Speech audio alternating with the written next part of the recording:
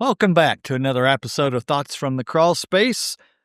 Today we're going to talk about fireplaces, all about them, what you need to know about them, how you need to get them checked out before winter to make sure they're safe. So before you light that first cozy fire or flip on the gas logs this winter, let's talk safety. Whether it's wood burning or gas, your fireplace can be your home's heart or a hazard, depending on how it's maintained. Here's what I look for as a home inspector before the first spark flies, so to speak. Obviously, with gas, you won't likely have a spark, but you get the point. So, number one, the seasonal checkup and why it matters. Well, fireplaces are comfort features, but they're also active combustion systems. Fire, fuel, exhaust. Every winter, inspectors and fire departments see issues that could have been prevented with a simple pre-season check. We've mentioned before about the need to get your furnace checked or your air conditioner before summer or your gutters cleaned or whatever. Well, it's just as important with your fireplace, if not more important, especially if it's wood burning. So some common issues with fireplaces are blocked flues, cracked chimneys, gas leaks, bird nests, or missing caps. All of those can have their own separate issue as to the problems that it cause. A cleaned, well-maintained fireplace is safer, it's warmer, and it's more efficient in heating. So I've seen everything from birds' nests and skeletons in chimneys to melted gas lines behind fireboxes. It's not always what you think is the problem. So let's start out today talking about wood-burning fireplaces. So just kind of a checklist on what you need to look for, or more importantly, probably hire a professional to come look for so that you know what you're doing when you are trying to get it safe for the winter. Number one, the chimney and flue.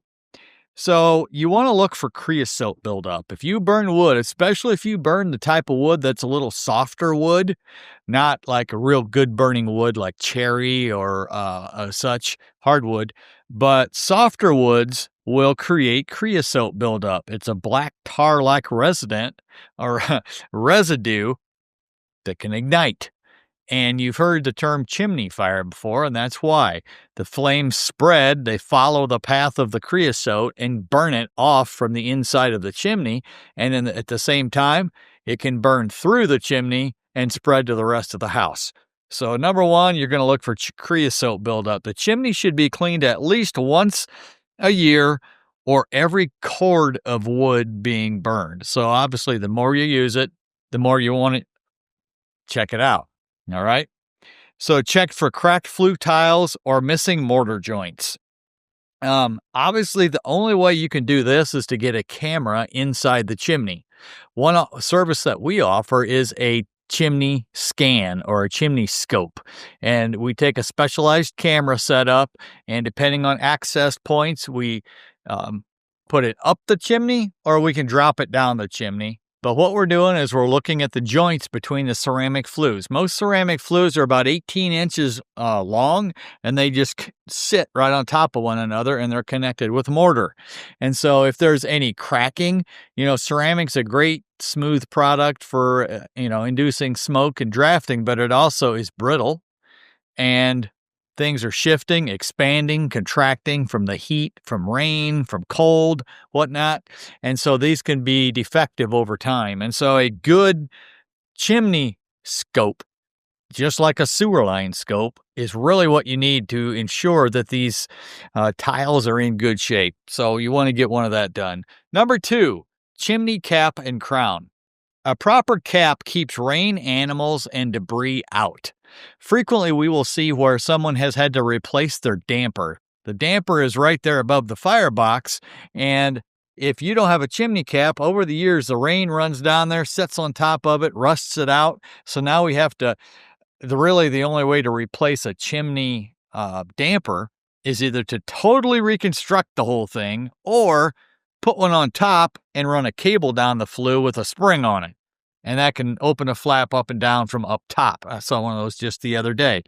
But a cap keeps rain out, it keeps animals out, and it keeps debris out. Last October, I believe, I had a experience where I opened the damper and the skeleton of a squirrel fell out. And obviously he had got in there because there's no chimney cap, and then he couldn't get his way out. And so it is shocking to him, I'm sure. It was shocking to me when it fell out. So you want a good cap, and then damaged crowns. This is probably the most overlooked thing on top of a chimney is the crown.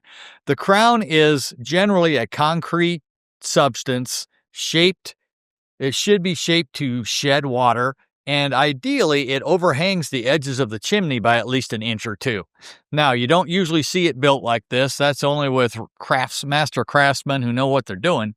But this will shed the water and then it drips down without running down the sides of the chimney. So the crown, when it gets cracked, water can seep in the cracks, seeps through the brick or into the ceramic.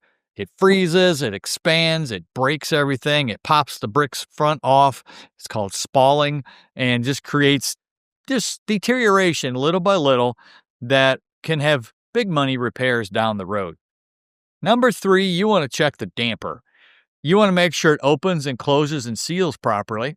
You want to make sure, especially that it will open if you try to light a wood fireplace and the damper doesn't open, you're going to have smoke in the house immediately and you're going to know it. So make sure it opens and closes, and just make sure that you don't have any problems with it going forward. Number 4, hearth and firebox. Look for cracks, gaps, or missing mortar. This is the area where you can get to. This is where you put the logs. This is where you see the flames generally. But the firebox, if it has bricks around it, or even if it has metal for that matter, you want to make sure it's in good shape. You don't want cracks in the bricks. You don't want cracks in the mortar. You don't want warped metal. And that's just an indication of a problem. And your hearth. Your hearth it's the area in front of the firebox. So even if you have a wood-burning stove, you should have a minimum of 16 inches in front of that's non-combustible, and 6 inches on each side of the firebox. All right, so if all you have is carpet right there, that's a hazard. You need something non-combustible like ceramic tile or brick, something that won't burn. So that's number 4. Number 5, smoke and carbon monoxide detectors. Always test before the season. Install a carbon monoxide detector near the sleeping areas, especially if you use your fireplace regularly. And so if you're seeing smoke in the room instead of up the chimney, that's not cool. That's a warning sign. All right. Probably not drafting right, or there's a blockage in the system somewhere. So it's a good idea to get it checked out before you're anticipating a fire or need one, and start it and it doesn't draft well. So wood-burning fireplaces, more and more insurance companies look down on them. They require special inspections, and they got to meet certain standards before they will insure your house that has a wood-burning fireplace or stove. Number 3, gas fireplace. So here's a little checklist to look at as you're going through your gas fireplace before you start it up this year. Number 1, the venting system. For direct vent systems, make sure exterior terminations are clear of debris, nests, pests, and spider webs. So they love those vents for some reason. Check for condensation or discoloration around the vent cap. One thing I would look at as it goes through your attic, go up in the attic and look around it.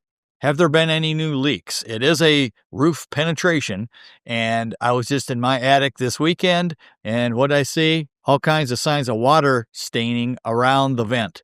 So we're either getting leaks of condensation out of the vent itself, or it's coming in where it goes through the roof. Either way, you want to get that repaired. Number 2, pilot and ignition. Test before the first cold day. Make sure the pilot stays lit and burns blue, not yellow or orange. So one thing that we find is if gas fireplaces are not kept on all year, sometimes they have a hard time starting after several months off. You can get little webs in the thermocouple. The gas line can get kind of clogged up with junk, and then things just don't burn like they should. If it won't light or it keeps going out, have it serviced before use. If it's not operating like it should, you got a problem. So don't force it. Get it serviced before you use it. Number 3, logs and the burner. Ceramic logs should be arranged correctly. Improper placement can cause sooting or incomplete combustion. This is especially true in a gas log fireplace that is designed to be non-vented. There are some that vent just into the house. You don't have a flue going up. They're engineered to burn cleanly, but they're also engineered to burn cleanly if the logs are placed properly. And if you place them improperly, if they're on burners, they will impinge on the flame, creating a not as a clean burning flame as much. It'll create more carbon monoxide, more carbon dioxide, more soot, and just create an unhealthy experience. Even if it's going up the chimney, you want to maximize your flame. You want the best flame you can get. So you want to have clean burning in that way. Number 4, glass and seals. Clean the glass with the right cleaner. No ammonia, please. And inspect for cracks or white residue, which is a sign of condensation or venting issues. So if you have a lot of white buildup, that's not a good sign. Clean it ahead of time and just make sure it's in good shape. One little tip is some of the older gas fireplaces had glass on them, but they didn't have a screen in front of the glass, whether it's a built-in screen or just a standalone screen.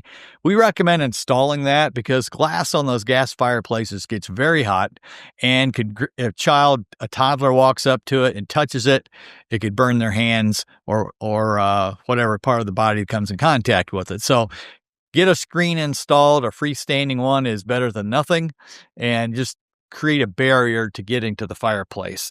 And then finally, again, carbon monoxide safety. If you have ventless or a vented gas log, you should have a carbon monoxide detector nearby, especially with a non-vented unit. Non-vented units are not permitted in bedrooms, and that's for a reason. If you fall asleep and it's on, it is producing a certain level of carbon monoxide that may not allow you to wake up. And if you have a dirty burning ventless fireplace, it will create way more than it should and be an imminent problem. Gas fireplaces, in summary, are low maintenance. They're not no maintenance. So make sure you take care of them or it's not going to work well for you. So here's some warning signs to look out for.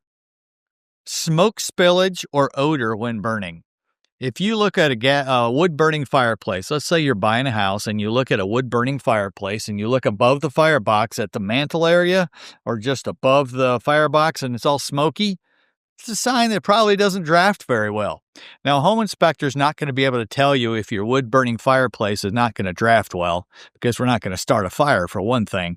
But it is a sign and something that you want to get checked out before you jump on in. You can't just assume that every fireplace that was installed and built well and will automatically draft well. Also, white staining, which is efflorescence, are dark streaks on the chimney's exterior. This can come from inside out. If it's efflorescence, that means water is going inside out through the brick. And why is that? Is water leaking down into it and then drying out through the brick? Or what's happening? Do you have cracks in your crown? Things like that. Rust or discoloration on gas components. That's another tip to look for. Gas components wear out just like anything else, especially if you don't have a cap and you're getting moisture all the way down into your chimney. It'll rust out everything. Another thing, whistling or hissing from gas lines. Well, this is almost assuredly a sign of a gas leak. Definitely don't want that. So get that checked out as well. And then any cracked bricks or deteriorated mortar inside the firebox. Not a good thing. Get it checked out. A little crack today could be a chimney fire tomorrow. If you look up the chimney when it's cold and you see a crack, which is unlikely, but possible if you have a wide open chimney and it's straight up. But when that heats up, those cracks expand. We've went to the National Chimney Institute, which is in Plainfield, Indiana, and we've seen these demonstrated where a crack is hairline. They heat that sucker up. It gets really hot and the whole thing expands. And now you got flames spreading through those cracks. So it pays to be safe. It pays to get these things inspected. And finally, so from some professional advice, call a chimney sweep, especially if it's wood burning. Call them every year, even if you don't use it much. If you can't see in there, you're just guessing as if there's a problem or not. So call them every year, get it cleaned, get it examined, make sure it's safe before you proceed. If it's a gas one, have a certified tech check connections, pilot, and the venting. They can also clean it. It can be certain HVAC companies do this, and if they don't, you can find a fireplace installation company that specializes in this kind of work. And then flue inspection, we always recommend a level 2 video inspection for older homes if you've had a chimney fire or liner damage before. We would recommend it even if you don't have liner damage. So some efficiency tips: burn only seasoned hardwood. You're going to have less creosote. It's going to burn much cleaner, and you're going to have a more enjoyable experience. Don't use wet wood that causes excessive smoke or creosote. Use a fireplace grate. What that does is gets the wood up off the ground and allows better airflow and better flames. Close the damper when not in use. When the fireplace is off, close the damper. It keeps cold air from coming in as much. And then, as we mentioned previously, consider adding glass doors or screens in front of gas or a wood-burning fireplace. So one thing also I want to note on gas fireplaces is something called a damper clamp. You have a damper, and we see this defect most commonly in homes where the original fireplace and box was designed as wood burning. Now somebody has converted it to gas. And we mentioned that when you start a wood burning fireplace and it doesn't have the damper open, you're going to note it immediately because of the smoke pouring out of it, right? Well, if you start a gas fireplace with the damper shut, you're not necessarily going to notice anything. But what you will have is carbon monoxide coming back in the house, and that can be a safety issue. So the fire folks recommend is something called a damper clamp. It's a little C-shaped clamp that goes right on the damper, and it will not allow the damper to close completely. Now, this will allow a little bit of cold air in the winter down, but it also ensures that no matter what, if some child starts the fireplace and forgets to open the damper, at least it's open a little bit, and it will allow the carbon monoxide and exhaust to get out instead of come in the home. So highly recommend you look for a damper clamp and before you start up your gas fireplace. So, fireplaces are like the smile of a home. They warm the space, they bring people together. The ambiance is awesome, but like anything that burns fuel, they need a little respect and maintenance. A quick check before winter can help keep your holiday safe and your heating bills a little lower. So until next time, thanks for watching and listening, and we'll talk to you soon.